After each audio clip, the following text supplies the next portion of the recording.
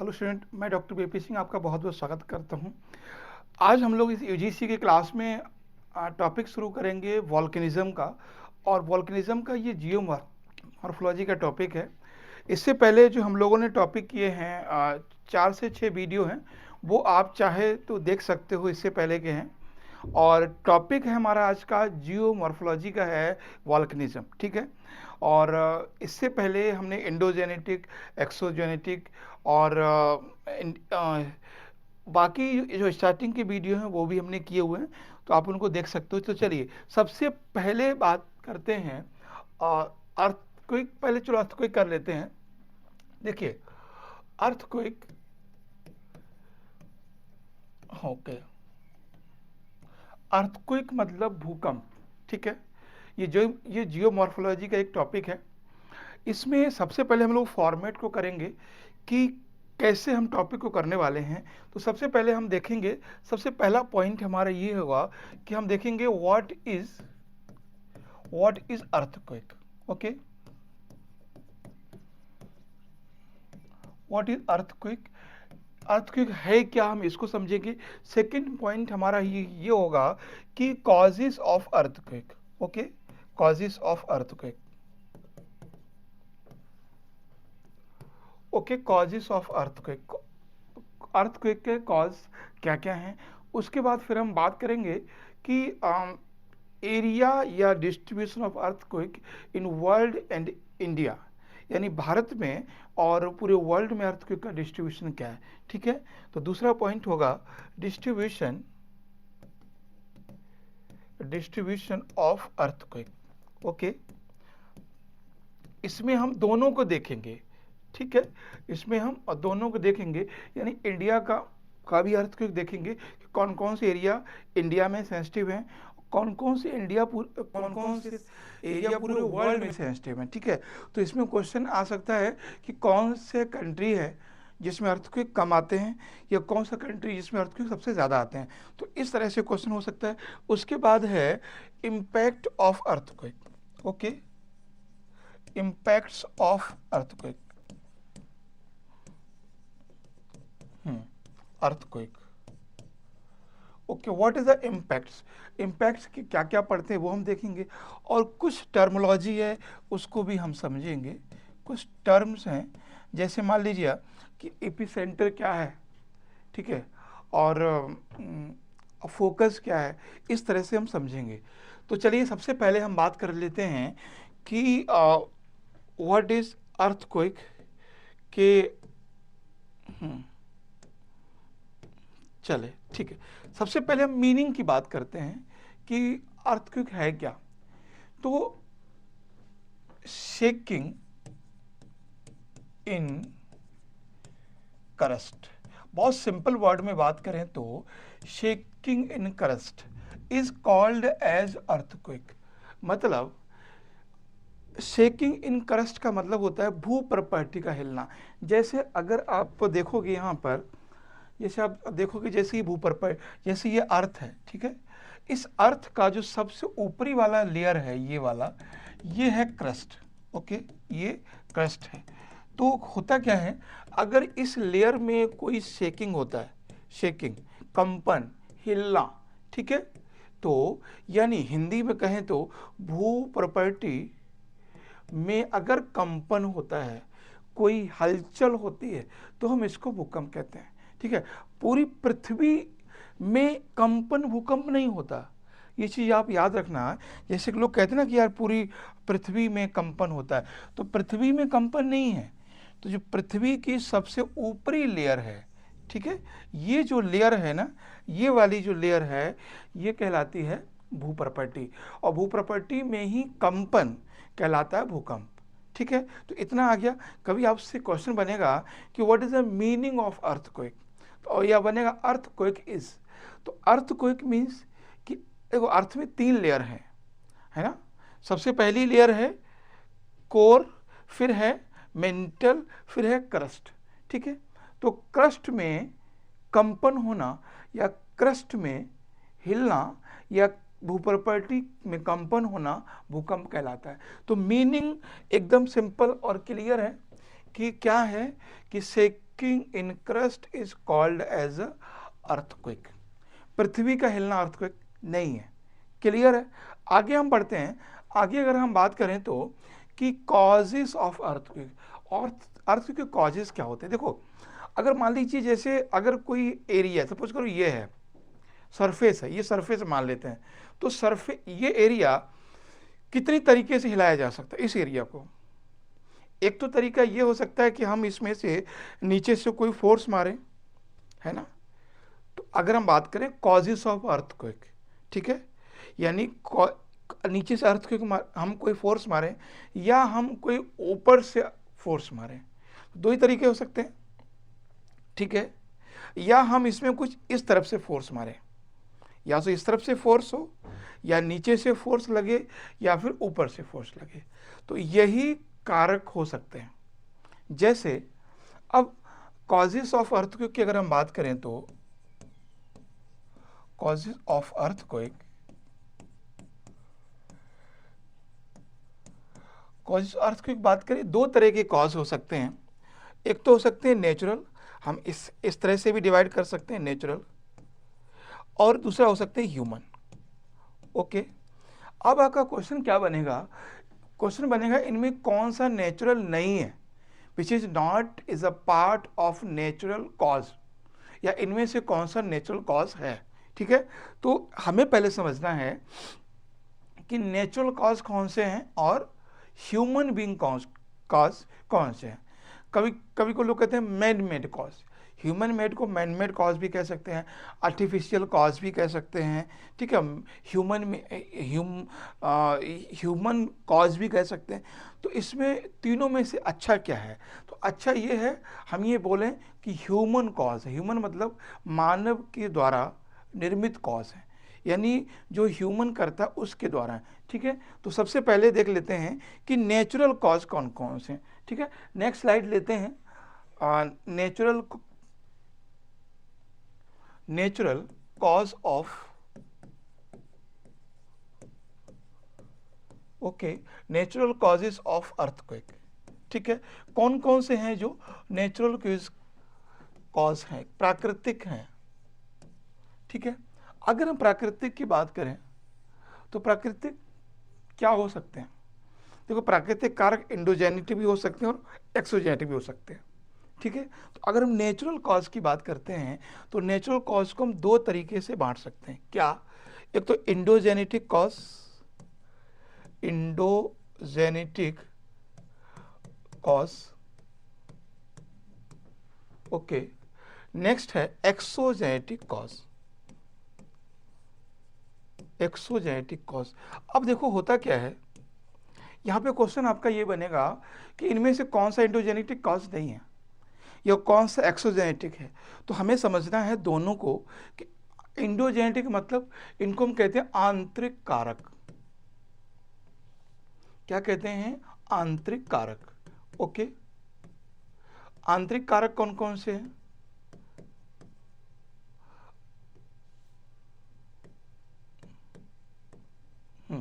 आंतरिक कारक, आंतरिक मतलब वो कारक जो सरफेस के, जो क्रस्ट के अंदर से होते हैं, इनको हम बोलते हैं इंडोजेनेटिक फैक्टर। तो क्लियर हुआ, हमने कहा कि हम नेचुरल कॉज को दो पार्ट में डिवाइड कर सकते हैं। कौन कौन से? Endogenetic cause and exogenetic cause. Endogenetic को हिंदी में कहते हैं आंतरिक कारक या आंतरिक बल। ठीक है, तो होते क्या हैं? वो कारक हैं या वो बल हैं जो सरफेस के, क्रस्ट के इंटीरियर पार्ट से लगते हैं, आंतरिक भाग से लगते हैं, इसको हम कहते हैं इंडोजेनेटिक। ठीक है, अब देख लेते हैं कि इसमें कौन कौन से हैं, है ना। अभी देख लेते हैं इनमें कौन कौन से कारक हैं। तो सबसे पहला है इसमें क्या? प्लेट कन्वर्जन, ओके, या प्लेट टेक्टोनिक, ऐसे कह सकते हैं, plate tectonic. Okay, plate tectonic. Plate tectonic में क्या हुआ कि तीनों चीजें आ गई हैं, डाइवर्जन भी, कन्वर्जन भी, डाइवर्जन, कन्वर्जन और ट्रांसफॉर्म। ठीक है, तीनों आ गई। प्लेट टेक्टोनिक, कहीं का इसको ना प्लेट कन्वर्जन भी लिखा होता है, क्योंकि सबसे ज्यादा अर्थक्वेक प्लेट कन्वर्जन से आते हैं। सबसे ज़्यादा अर्थक्वेक जो है वो प्लेट कन्वर्जन से आते हैं। उसके बाद है वॉल्केनिज्म। वॉल्केनिज्म, ठीक है। हम बात किसी कर रहे हैं, हम बात कर रहे हैं कि इंडोजेनेटिक में नेचुरल कॉज कौन कौन से हैं। तो सबसे पहला है प्लेट टेक्टोनिक, दूसरा है वॉल्केनिज्म, और तीसरा तीसरा इसमें कॉज है वो है जियोथर्मल कन्वेक्शन करंट। क्या? Geothermal convectional current. इस पे मैंने एक क्लास में वीडियो बनाया है, आप मेरी मतलब पिछले क्लासेस में जाके देख सकते हो, लेकिन सिंपल फॉर्म में मैं आपको बता दे रहा हूँ कि जियोथर्मल कन्वेक्शन करंट क्या होता है, ठीक है। जैसे मान लीजिए ये पृथ्वी है, ये और ये क्रस्ट है, ठीक है, ये क्रस्ट है और ये इंटीरियर पार्ट है इसके। तो इनमें मैग्मा है, इसमें क्या है? मैग्मा है, ठीक है। तो मैग्मा में एक जोग्राफर हुए हैं आर्थर होम्स। तो उन्होंने कहा है कि जिस तरह से पानी में पानी को गर्म करते हैं तो ठंडा पानी नीचे आता है, गर्म पानी ऊपर जाता है और साइकिल से बनता है। अभी हम बात कर रहे हैं कि जियोथर्मल कन्वेक्शन करंट क्या है। तो जियोथर्मल करंट का मतलब है कि पृथ्वी के इंटीरियर पार्ट में, आंतरिक भाग में मैग्मा है लिक्विड फॉर्म में। मैग्मा अपने आप में एक साइकिल बनाता है। जैसे जो ठंडा मैग्मा है वो क्या होगा कि ठंडा मैग्मा है वो नीचे आएगा, ठीक है, इस तरह से, और जो गर्म मैग्मा है वो इस तरह से ऊपर जाएगा, ठीक है, इस तरह से ऊपर जाएगा और ये एक साइकिल बनाएगा।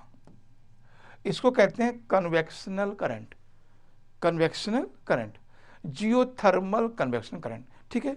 तो पृथ्वी के आंतरिक भाग में इस तरह के जियोथर्मल कन्वेक्शन करंट चलता है। क्वेश्चन ये बन सकता है कि जियोथर्मल कन्वेक्शन थ्योरी किसने दी है, ठीक है।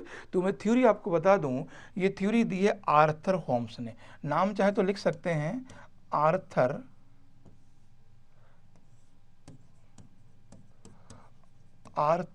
होम्स, ठीक है।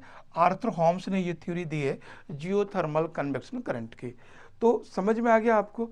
अब इससे अर्थक्वेक कैसा आएगा इसको समझ लेते हैं। अर्थक्वेक का मतलब है अगर ये जो करंट है वो कभी टर्न ना करके अगर वो सीधी जाती, मान लीजिए इस तरह से जाती है और इसमें एक कंपन, जैसे मान लीजिए ये हमारा हाथ है तो यहाँ से कुछ जाएगा, इसमें टकराएगा, ठीक है। अगर वो नहीं मुड़ा, कभी कभी क्या होती है करंट मुड़ती नहीं है, वो सीधे इधर टकरा जाती है, और जो टकराएगी तो एक फोर्स मिलेगा। यहाँ से जब फोर्स मिलेगा तो यहीं से एक क्या होगा, अर्थक्वेक जनरेट होगा, ठीक है। कभी कभी जियोथर्मल कन्वेक्शन करंट ये मुड़ती नहीं है और सीधे सरफेस पे हिट करती है। जब ये सरफेस पे हिट करती है तो एक वाइब्रेशन क्रिएट होता है, इसी को हम लोग कहते हैं कन्वेक्शन, इसको हम कहते हैं अर्थक्वेक।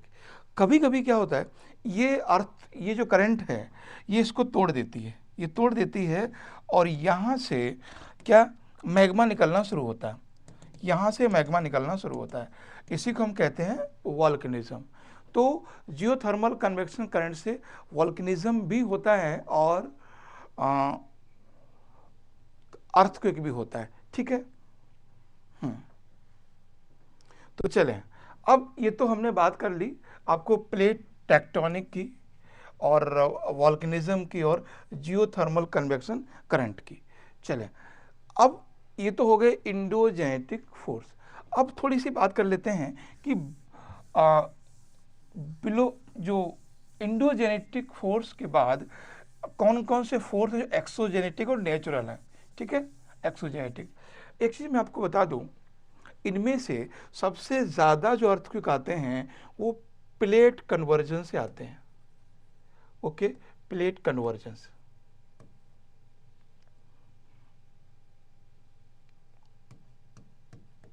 हाँ, प्लेट कन्वर्जन सबसे ज़्यादा, मतलब जब प्लेटें आपस में टकराती हैं तो सबसे ज़्यादा यहाँ पर अर्थक्वेक आते हैं, लगभग 68%, मतलब कुछ लोग कहते हैं 90% तक आते हैं, मतलब मैक्सिमम इन सभी से, जियोथर्मल से, वोल्केनिज्म से, प्लेट टेक्टोनिक से, सभी से सबसे ज़्यादा प्लेट कन्वर्जन से आते हैं।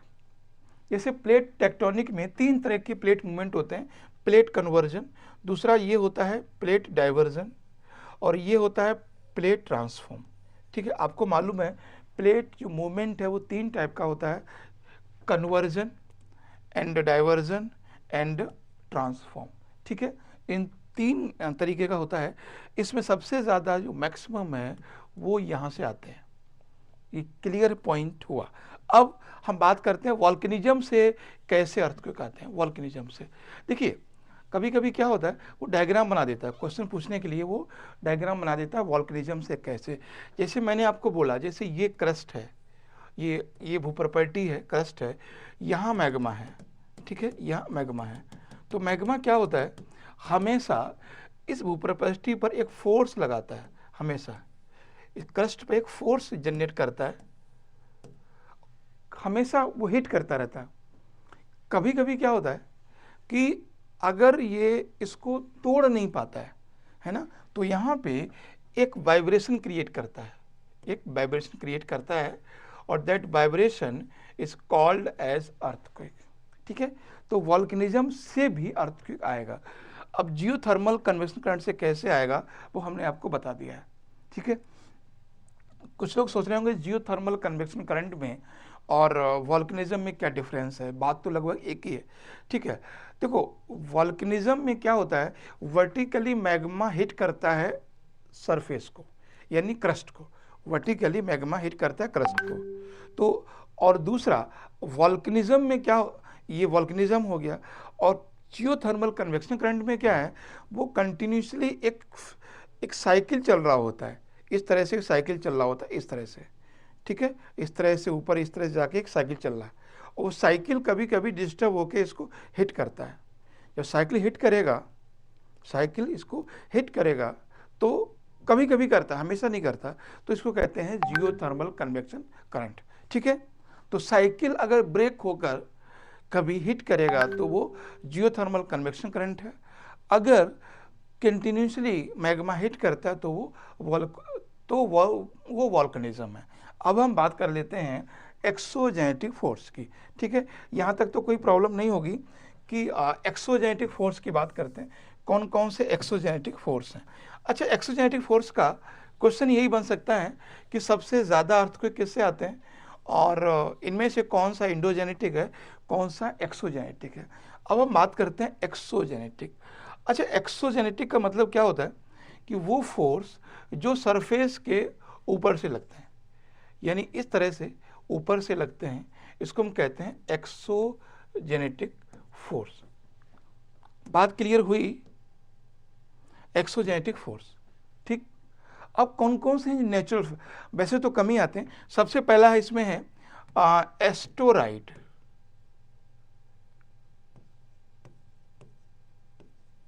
एस्टोराइड्स। ठीक है, दूसरा है मीटियोराइड्स। ठीक है, और यही 2 हैं जो नेचुरली हैं। मतलब कोई ऐसा, जैसे सरफेस है, जैसे मैंने आपको बताया कि ये सरफेस है, ये सरफेस है, यहाँ पे कोई बहुत बड़ा टुकड़ा स्पेस से आके गिरेगा, है ना। एस्टोराइड्स आप जानते हैं, जैसे मान लो ये कोई बहुत बड़ा एक पार्ट आया और वो यहाँ पे गिरा, इसको हिट किया, यहाँ पे ये हिट किया, तो क्या होगा, एक वाइब्रेशन क्रिएट होगा। ठीक है, यानी बहुत बड़ा एक स्टोन या कोई एस्टोराइड्स यानी क्षुद्र ग्रह। आपको पता है एस्टोराइड्स कहाँ पर पाए जाते हैं, एस्टोराइड्स जो हैं वो मार्स और जुपिटर, ठीक है, मंगल और बृहस्पति के बीच में पाए जाते हैं एस्टोराइड्स। ठीक है, अब मेटेओराइड्स क्या है, मेटेओराइड्स ओपन हैं। मेटेओराइड्स एक ऐसे सेलेस्टियल बॉडी हैं जो एटमॉस्फेयर में आते हैं, कुछ भाग जल जाता है और कुछ भाग बिना जले टकरा जाता है। अगर कोई मेटेओराइड और एस्टोराइड अगर टकराता है तो वहाँ पे जाहिर सी बात है, अगर कोई, जैसे कोई चीज़, ये हमारा हाथ है, सरफेस हम मान लेते हैं, कोई चीज़ पे गिरेगी तो क्या होगा, इसमें एक कंपन होगा, है ना, वाइब्रेशन होगा, शेकिंग होगा, तो वो क्या कहलाता है, नेचुरल कॉज। तो नेचुरल कॉज में आपको समझ में आ गया होगा कि नेचुरल कॉज में क्या है, एस्टोराइड्स हैं और मेटेओराइड्स हैं। नेक्स्ट पॉइंट आता है कि नेचुरल कॉज। फिर नेक्स्ट पॉइंट आता है ह्यूमन मेड कॉज। मैंने आपको क्या बताया था कि हमने कहा था कि जो अर्थक्वेक के कॉज हैं उनको हम दो पार्ट में डिवाइड करेंगे, एक तो ह्यूमन कॉज, दूसरा नेचुरल कॉज। तो अभी हमने डिस्कस किया है वो किया है नेचुरल कॉज को, ठीक है, नेचुरल कॉज डिस्कस की। अब हम बात करते हैं ह्यूमन कॉज की। नेक्स्ट स्लाइड जो हम लेंगे वो होगी ह्यूमन कॉज।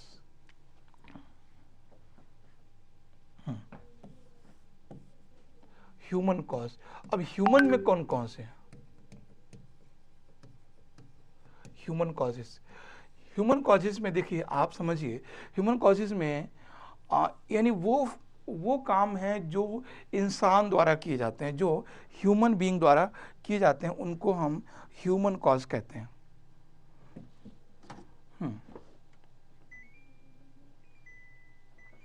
ठीक है, ह्यूमन कॉज। जैसे मान लीजिए सबसे ज़्यादा प्रॉब्लम ह्यूमन कॉज की वजह से,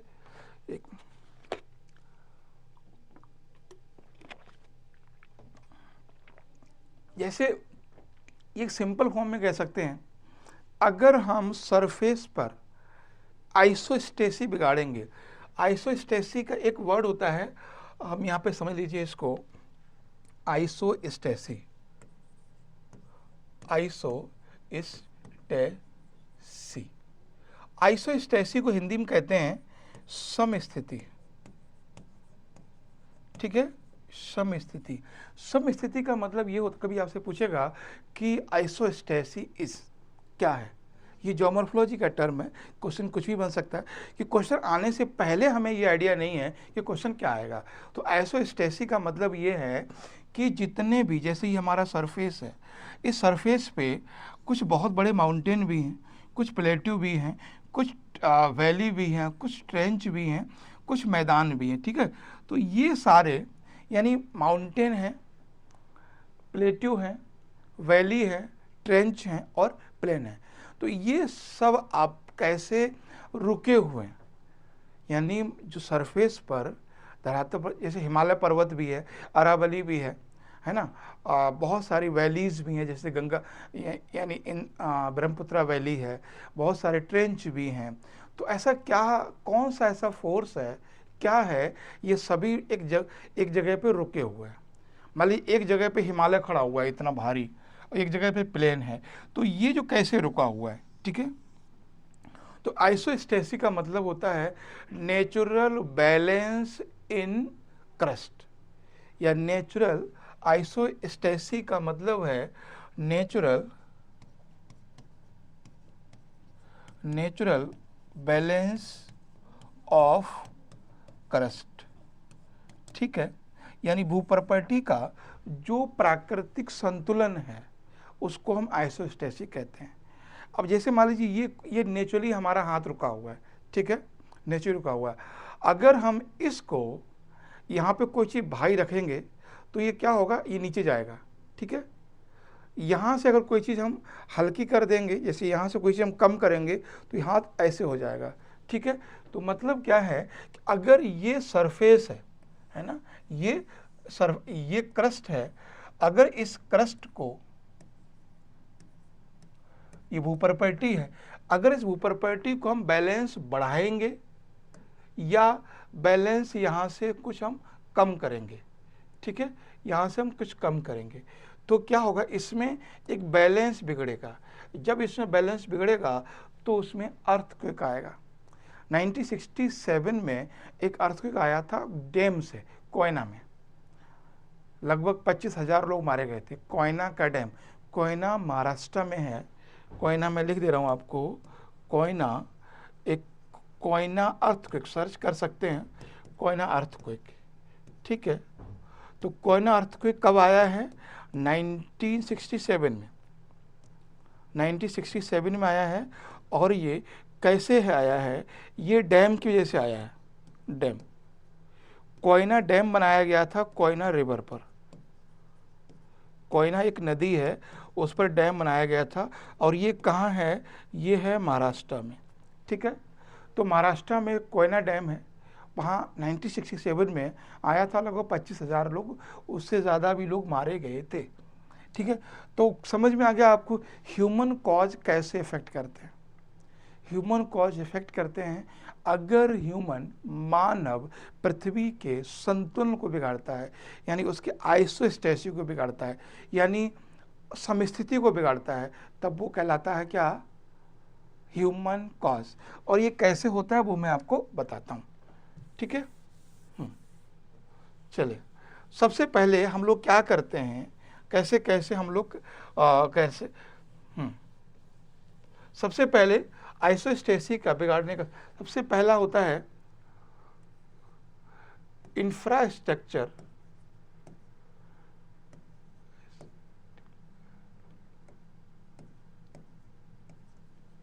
infrastructure development in mountain region,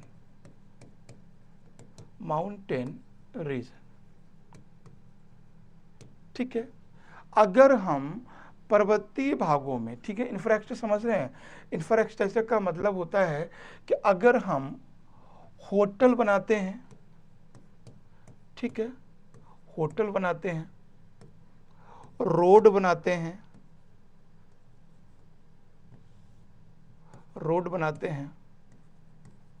railway बनाते हैं, ठीक है, कैनाल बनाते हैं, है ना, और सेटलमेंट बनाते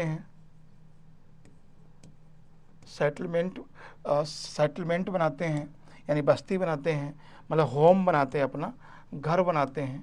तो अगर हम इंफ्रास्ट्रक्चर में घर है, होटल है, रोड है, रेलवे है, कैनाल है, सेटलमेंट है ना, और भी कुछ भी हो सकता है जो इंसान बनाता है, उसको हम कहते हैं इंफ्रास्ट्रक्चर डेवलपमेंट।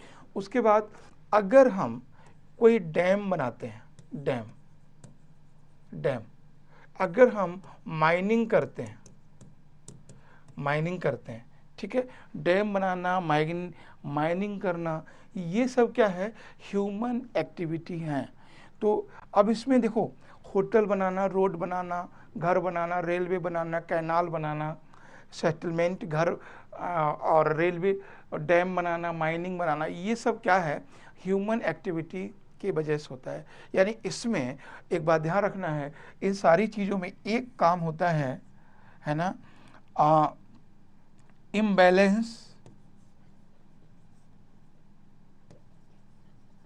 इम्बैलेंस इन आइसोस्टेसी, ठीक है, आइसोस्टेसी में इम्बैलेंस होता है। तो ये बात समझ में आ गई, यानी जो समस्थिति है उसमें इम्बैलेंस शुरू हो जाता है, ठीक है।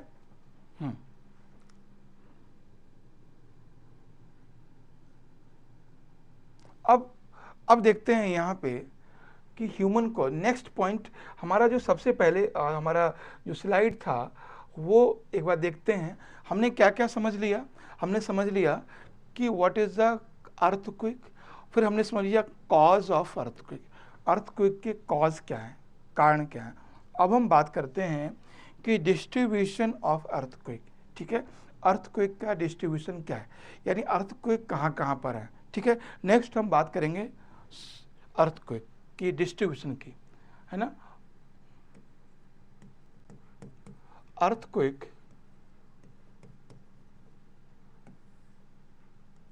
एंड वर्ल्ड, ठीक है, वर्ल्ड में अर्थक्वेक कहाँ कहाँ पर आते हैं।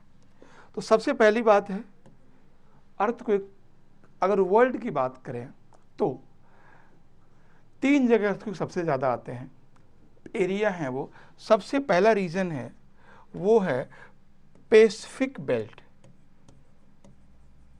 पैसिफिक बेल्ट का मतलब क्या होता है कि इसको हिंदी में कहते हैं परिप्रशांत पेटी, ओके, परिप्रशांत पेटी, हिंदी में है परिप्रशांत पेटी।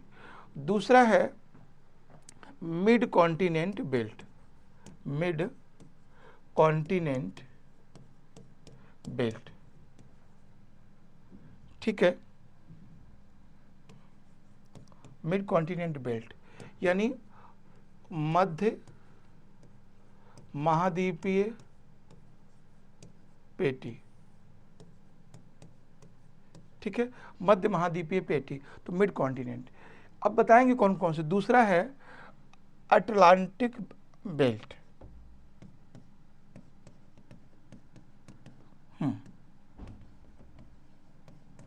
अटलांटिक बेल्ट, इसको अंध महासागर बेल्ट भी कहते हैं, अटलांटिक पेटी, ठीक है, अटलांटिक पेटी। अब एक बार हम देख लेते हैं, उसके चौथा रीजन आता है अदर। अदर रीजन में भी कहीं भी आ सकते हैं। तो अगर हम बात करेंगे इस चीज़ की, पैसिफिक बेल्ट की। अब देखो पैसिफिक बेल्ट में समझिएगा आप लोग क्या है। पैसिफिक बेल्ट का मतलब है जो पैसिफिक ओशियन है ना, पैसिफिक ओशियन का बाउंड्री जिस जिस कंट्री में लगता है, जिस जिस कॉन्टिनेंट में लगता है, वो पूरा बेल्ट यानी पूरा कोस्टल रीजन या coastal region of Pacific ocean, यानी प्रशांत महासागर का जो तटीय भाग है, प्रशांत महासागर का जो तटीय भाग है। अब तो इसमें कौन कौन से हैं? एक तो है नॉर्थ अमेरिका, है ना, नॉर्थ अमेरिका का, है ना, नॉर्थ अमेरिका। उसके बाद है साउथ अमेरिका, ओके। उसके बाद है ऑस्ट्रेलिया,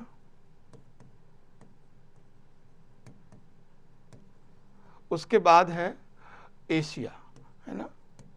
अब देखो नॉर्थ अमेरिका का वेस्टर्न पार्ट, इसको थोड़ा लिख दे रहा हूं मैं, क्या है ये वेस्टर्न पार्ट है, वेस्टर्न पार्ट। साउथ अमेरिका का भी वेस्टर्न पार्ट है, ठीक है। ऑस्ट्रेलिया का ईस्टर्न पार्ट है और एशिया का भी साउथ ईस्ट पार्ट है, ठीक है। तो ये है, तो परिप्रशांत पेटी का एरिया आप समझ गए, यानी नॉर्थ अमेरिका का जो वेस्टर्न रीजन है, अलास्का है, कैलिफोर्निया है, उसको हम कहते हैं पैसिफिक बेल्ट का पार्ट है। उसके बाद है साउथ अमेरिका, ठीक है। साउथ अमेरिका में साउथ अमेरिका का भी वेस्टर्न पार्ट है, जैसे चिली है, ठीक, इक्वाडोर है, कोलंबिया है, यानी साउथ अमेरिका का जो वेस्टर्न बेल्ट है या जो पैसिफिक ओशन का जो किनारा है, उसको कहते हैं हम साउथ अमेरिका का वेस्टर्न पार्ट। ऑस्ट्रेलिया का ईस्टर्न पार्ट है और एशिया का साउथ ईस्ट पार्ट है। अब साउथ ईस्ट में बहुत से कंट्री जैसे जापान है, चाइना है, सिंगापुर है, वियतनाम है, फिलीपींस है, और इंडोनेशिया है, ठीक है। ये सब क्या है, ये इस पार्ट के में। अब बात करते हैं नेक्स्ट है इसमें मिड कॉन्टिनेंट बेल्ट। अगर मिड कॉन्टिनेंट बेल्ट की बात करें तो ये इसमें कौन कौन से एरिया आ जाएगा? इसमें आ जाएंगे जो मैक्सिको है ना, जो मैक्सिको है वो एरिया आ जाएगा, और मैक्सिको वाला पार्ट। उसके बाद नॉर्दर्न अफ्रीका आ जाएगा, है ना, साउदर्न यूरोप आ जाएगा, ठीक है, और मिड एशिया आ जाएगा, मिड एशिया, इसको कहते हैं Himalaya region, okay, Himalaya region आ जाएगा। तो मैक्सिको पार्ट है, नॉर्दर्न अफ्रीका है, साउथ यूरोप में जैसे इस्तांबुल है, सिसिली है, इटली वाला एरिया है, वो आ जाएगा। और खासकर यही वो भाग था ना मिड एशिया का जहाँ पर सीरिया में अर्थक्वेक आया, पूरा सीरिया को तबाह कर दिया, सीरिया में आया, तो इसी का पार्ट है। तो मिड कॉन्टिनेंट बेल्ट का मतलब है अगर आप पूरे ग्लोब को इस तरह से देखोगे आप, तो ये तो हो गया इक्वेटर, है ना, ये तो अर्थ का डिवाइड हो गया। अब बात करते हैं कि मिड कॉन्टिनेंट, तो मिड कॉन्टिनेंट वाला ये एरिया है, ये एरिया जहाँ पर कॉन्टिनेंट के बीच का भाग है, ठीक है। तो मिड कॉन्टिनेंट का मतलब ये बिल्कुल नहीं है कि वो रीजन जो इक्वेटर वाले हैं, तो कॉन्टिनेंट को जो मिड से क्रॉस करते हैं, मिड से कौन करता है? मैक्सिको है, ठीक है, नॉर्दर्न अफ्रीका है, और साउदर्न यूरोप है, मिडिल ईस्ट कंट्री हैं, उसके बाद जो हिमालय रीजन है वो है, यानी हमारा जो इंडिया है वो इसी का पार्ट है। बात समझ में आ गई? India is a part of mid continent belt. Himalaya, Hindu Kush, Syria and जो म्यांमार वाला बॉर्डर है वो इसी का पार्ट, यानी हमारा इंडिया जो है वो मिड कॉन्टिनेंट का पार्ट है। ठीक है, तो ये चीज़ समझ में आ गई आपको कि मिड कॉन्टिनेंट में कौन कौन से हैं। अब बात करते हैं mid Atlantic belt. Mid Atlantic belt का मतलब समझते हो कि ये वाला रीजन यहाँ पर, जो इस किनारे पर यहाँ पर अर्थक्वेक आएंगे, यानी मिड अटलांटिक एरिया का मैं नाम बताता हूँ कौन कौन से कंट्री यहाँ पर हो सकते हैं। तो इसमें है eastern part of north America, है ना, ईस्टर्न नॉर्थ अमेरिका, ठीक है, अमेरिका। उसके बाद है ईस्टर्न साउथ अमेरिका, उसके बाद है वेस्टर्न अफ्रीका। ठीक, ये है ये।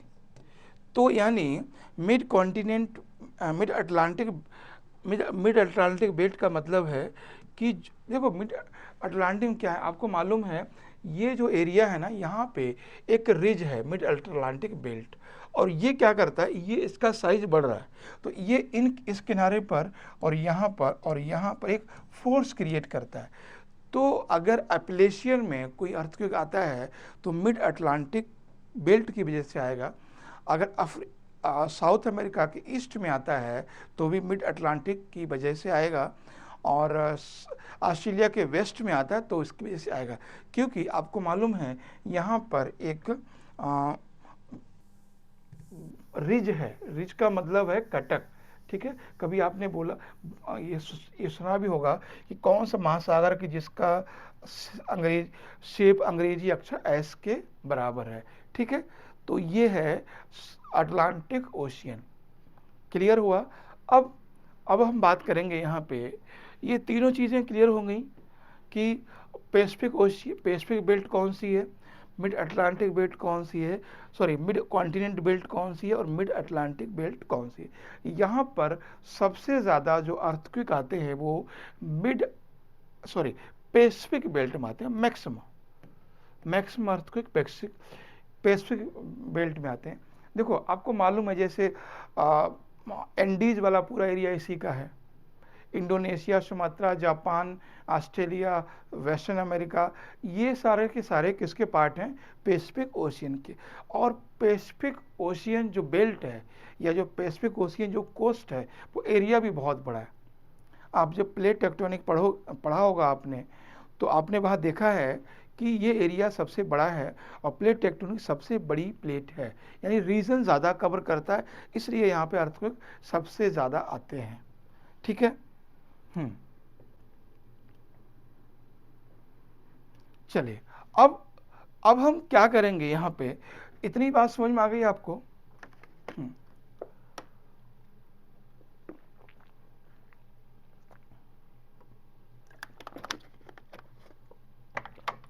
चलिए, क्वेश्चन यही बनेगा। अब जैसे क्वेश्चन हम मान लेते हैं, जैसे मान लीजिए क्वेश्चन यहाँ पे बन जाए, सपोज कीजिए जैसे बनेगा यहाँ पे सूडान, ए, बी में होगा जापान, ओके, एंड सी में होगा सपोज कीजिए फ्रांस, है ना, और डी में होगा ब्राज़ील। और इसमें पूछ सकता है कि सबसे ज़्यादा अर्थक्वेक कहाँ आते हैं, सबसे ज़्यादा। ठीक है, तो सबसे ज़्यादा अर्थक्वेक इसमें क्या आंसर होगा आपका, वो होगा जापान। जापान में अर्थक्वेक सबसे ज़्यादा आते हैं।